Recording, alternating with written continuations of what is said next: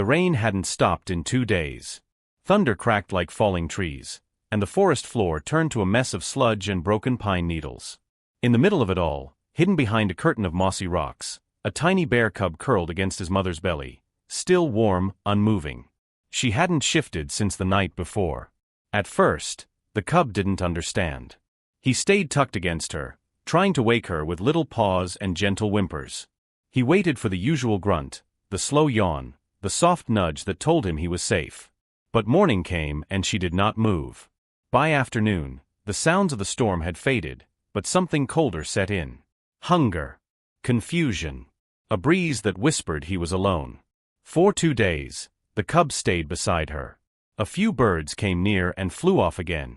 The forest didn't seem to notice that a young life had just been cut loose. On the 3rd day, the flies came.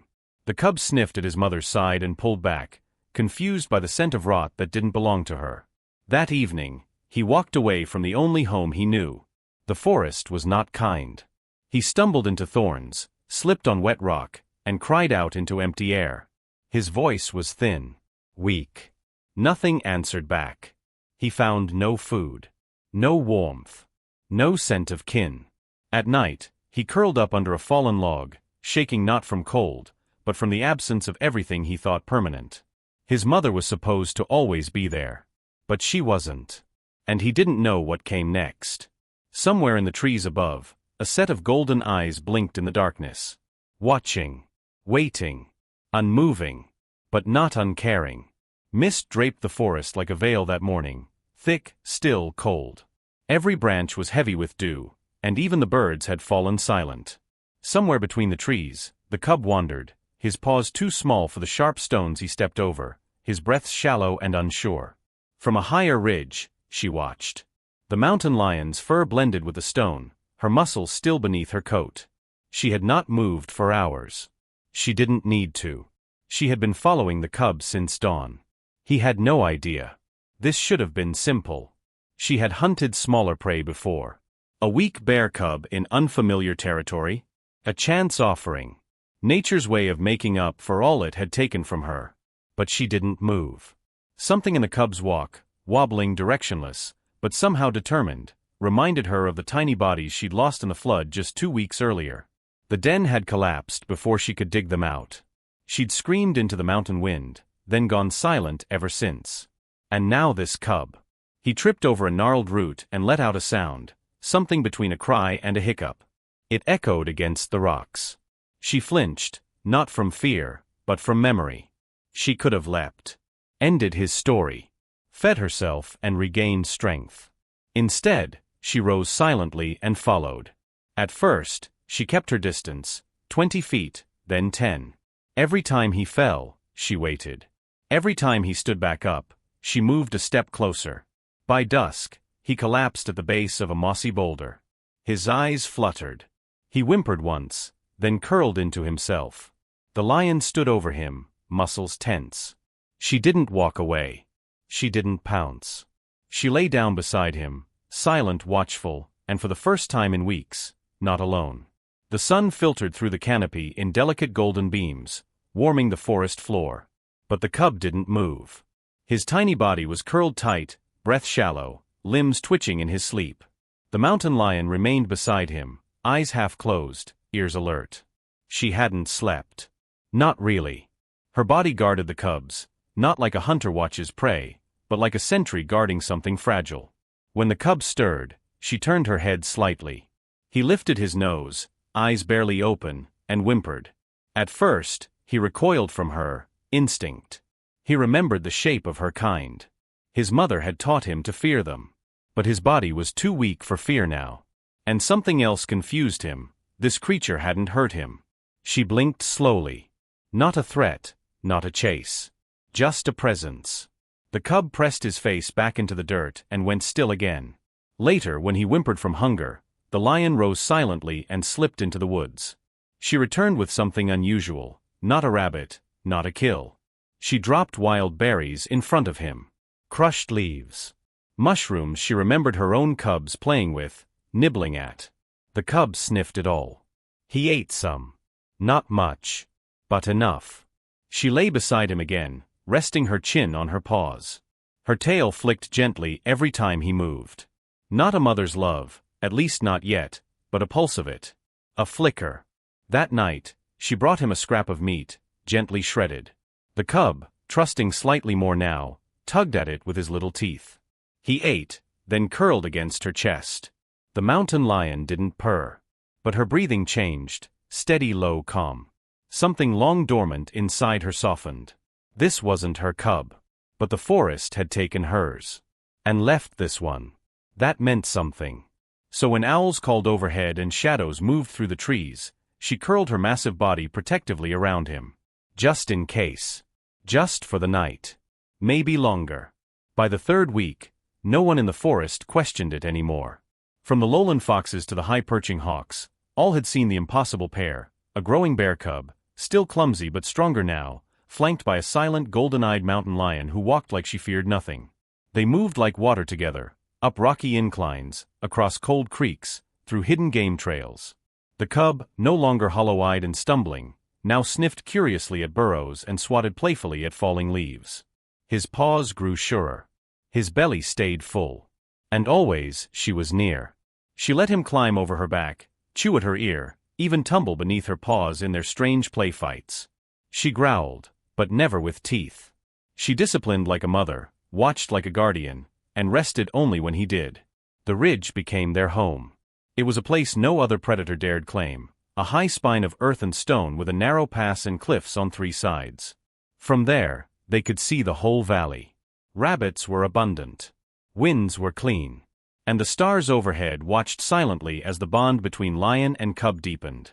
One morning, a bobcat tried to test them. The cub was wandering near the lower trail when it lunged from the underbrush, teeth flashing. But before it touched fur, the mountain lion was there, silent, fast, furious. The bobcat didn't land a single bite. It fled, tail slashed, dignity gone. The cub had only seen a blur, but what he remembered was the moment she circled him after, checking every inch of his fur with her eyes. He leaned into her chest and let out a sound that almost sounded like a purr. From that day on, he followed her more closely.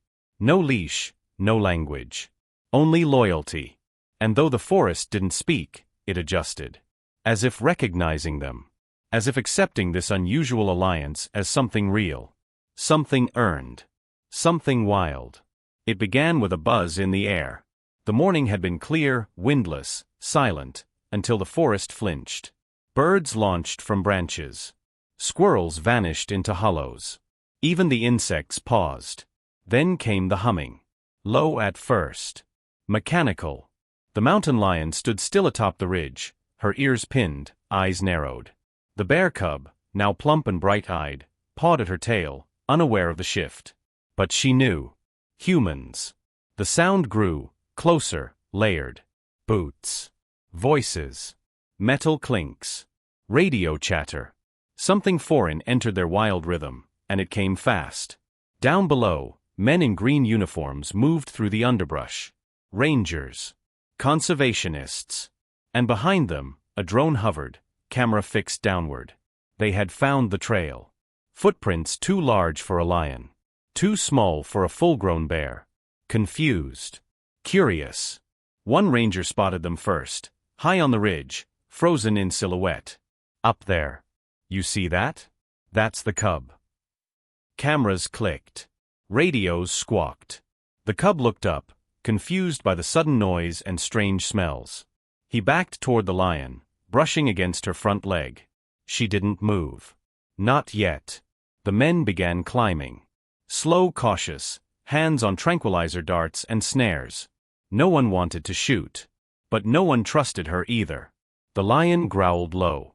A deep, ancestral warning. She could vanish with a bound, slip into the forest's veins and never be seen again. But the cub would be left behind. And the cub was still hers. A ranger took one more step. That's when she did the unthinkable. She turned, placed her massive head against the cub's side, and nudged him gently forward. He hesitated. She nudged again, firmer this time. And the cub obeyed. Step by step, he waddled toward the humans, pausing often to look back. She didn't follow. She just stood there, like a mother watching a child leave home. The rangers were stunned. But they didn't question it. They wrapped the cub gently in a thermal blanket. One whispered, "He's calm, like he knows we're not a threat." They didn't see the lion disappear into the trees behind them. She didn't wait for thank. Weeks passed. The cub was safe. Sheltered in a wildlife rehabilitation center tucked deep in the mountains, he was fed, examined, and observed. The rangers marveled at his resilience. His weight returned, his fur thickened, and his paws grew large and sure. But what puzzled them most was his calm. He didn't pace in stress or cry at night like other orphans. He didn't fear humans, but didn't cling to them either. He watched them with quiet curiosity, but with eyes that held something older, something wild. And every now and then, when the night was especially still, he'd press his nose against the wire and gaze out toward the trees.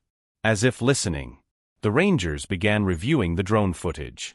They froze frames, studied movement, mapped patterns. One frame stood out, the lion and the cub standing together on the ridge. She wasn't behind him. She wasn't leading. They were side by side. Later, on a routine patrol near the release zone, one ranger found something unusual. Tracks. Recent ones. Bear cub prints, bigger now, heavier. But beside them, faint but unmistakable, were paw prints not from a bear. Mountain lion. They had walked the same trail. Together. He radioed it in, breath caught in his throat. "I think she still checks on him." They didn't release the cub for weeks. But when the time came, they chose the ridge. It was early morning. Mist curled along the forest floor. The cub stepped out of the open cage slowly, sniffing the wind. He didn't bolt. Didn't hesitate. Just walked forward like he knew exactly where he was. A few minutes later, the rangers lost sight of him. But far off, beyond the trees, they heard something. A sound like a long, low greeting. Not a roar. Not a growl. Something softer. They never saw her again. Not with cameras. Not with scopes. But for months after, prints appeared. 2 sets. One heavier. One graceful. They weren't biologically kin. Nature hadn't written them together. But the forest had accepted their story. And the earth beneath them had remembered it.